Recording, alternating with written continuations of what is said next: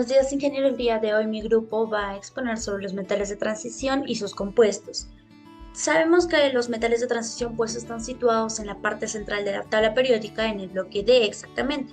La principal característica que tienen estos metales pues es la inclusión en su configuración electrónica del orbital D parcialmente lleno de electrones. Casi todos los metales pues se parecen o comparten característica, el cual es características en común, como es el lustro metálico, la conductibilidad, la maleabilidad. Como objetivo tenemos pues el analizar de manera exhaustiva el impacto que tienen estos metales de transición y sus compuestos que tienen en las propiedades físicas y químicas en los materiales, con el propósito de avanzar en la comprensión de su influencia dentro de los campos tecnológicos y científicos. Como marco teórico, vamos a empezar hablando exactamente de qué son los metales de transición, para lo cual los metales de transición exactamente son 40 elementos químicos, que se encuentran del 21 al 30, del 39 al 48, del 71 al 80, del 103 al 112. El nombre de transición proviene de una característica que presentan estos elementos, de poder ser estables por sí mismos sin la necesidad de reaccionar con otros elementos. Como dentro de las propiedades y características de los metales de transición vamos a encontrar los siguientes. Estos metales son brillantes, son duros, son maleables y son dúctiles. También tenemos que poseen puntos altos de ebullición y de fusión. También pues contienen una estructura molecular compacta, ¿no? Como tercer punto tenemos que son buenos catalizadores, pueden formar complejos iónicos, son elementos paramagnéticos, también permiten una transferencia de electrones a sus orbitales anexos.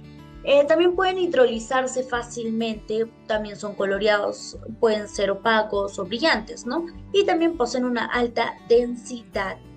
Hablaremos sobre los usos y aplicaciones, lo cual nos dice que la utilidad de los metales de transición es de una importancia enorme en la historia debido al impacto que tienen en todas las ramas de la industria.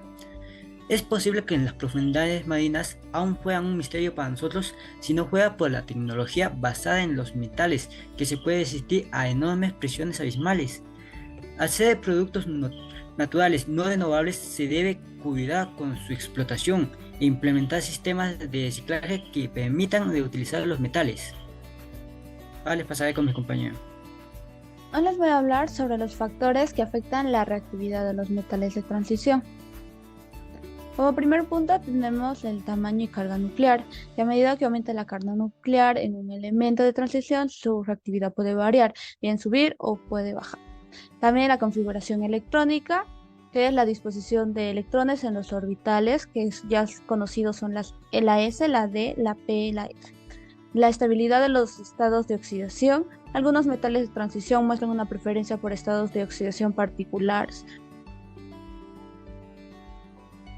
4. La naturaleza del ligando. Los metales de transición forman complejos con ligandos. La naturaleza y la fuerza de estos ligandos puede afectar la reactividad del metal.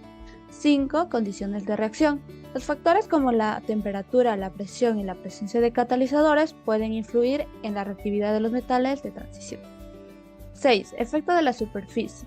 En reacciones heterogéneas, la superficie del metal puede ser fundamental. En los sitios activos, en la superficie de los metales pueden tener una reactividad diferente a la del metal. A continuación, le paso con mi compañero. Ahora vamos a pasar a los materiales y métodos. El método que hemos escogido pues es primeramente la observación visual, luego el calentamiento, luego la reacción química y por último los resultados, ¿no? En la observación visual pues hemos encontrado las características de los metales de transición que se caracterizan por su brillo metálico, ¿no? Por ejemplo, el hierro es un metal plateado, ¿no? El cobre es de color rojo y anaranjado. Y así las diferentes características de los metales de transición. En el experimento 1 pasamos ahí, hemos calentado los metales de transición pues para que tengan una mayor probabilidad de reaccionar con oxígeno y así lograr su grado de oxidación, ¿no? Ahí pueden ver los diferentes ejemplos que hemos encontrado y vamos a pasar ya directamente al segundo experimento. En el segundo experimento es casi lo mismo, pero aquí hemos mezclado reacciones químicas con los metales de transición, ¿no? Para crear, pues, por ejemplo, en el hierro reacciona con el oxígeno para formar óxido de hierro, ¿no? Como lo ven en la imagen de ahí en la primera. y así diferentes reacciones con los otros metales de transición. Hablaremos de los análisis del resultado. Nada más nos centraremos en las propiedades físicas y químicas. En las propiedades físicas nos dicen que las propiedades del metal de transición incluyen brillo metálico, dureza, conductividad térmica y conductividad eléctrica. Estas propiedades se deben a su estructura electromagnética. Ahora hablaremos de las propiedades químicas. Las propiedades químicas son metales de transición que incluyen la reactividad, la capacidad de formar compuestos y la estabilidad de los metales de transición. En estados oxidados más altos son más reactivos. Los metales de transición pueden formar diversos compuestos con otros elementos. Estos compuestos pueden ser iónicos o covalentes. La estabilidad de los compuestos de metales de transición depende de la intensidad de las fuerzas que lo usan. Esta oportunidad voy a dar las conclusiones, mejor dicho, tratan más sobre la presencia de electrones de valencia, que contribuyen a las características, ¿no? Como que son el brillo, la dureza, conductividad térmica y eléctrica. La reactividad de los metales de transición también están vinculados a sus estados de oxidación, siendo estados más altos que los que están más bajos, ¿no? La formación compuestos son iónicos o covalentes y destacan la versatilidad química de los metales de transición para que puedan establecer diversas interacciones con otros elementos. Las recomendaciones sería implementan técnicas experimentales adicionales para validar y ampliar tus resultados, ¿no? Para poder apoyar nuestro argumento. Explorar casos específicos compuestos de metales, analizar sus propiedades físicas y químicas según varía la composición y estructura molecular.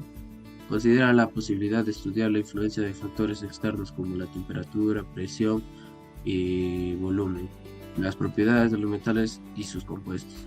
Investigan las tendencias en aplicaciones tecnológicas de los metales, como catalizaciones en reacciones químicas o materiales para dispositivos electrónicos. Esto más que nada para mantener actualizada nuestra investigación y no sea de utilidad para más adelante.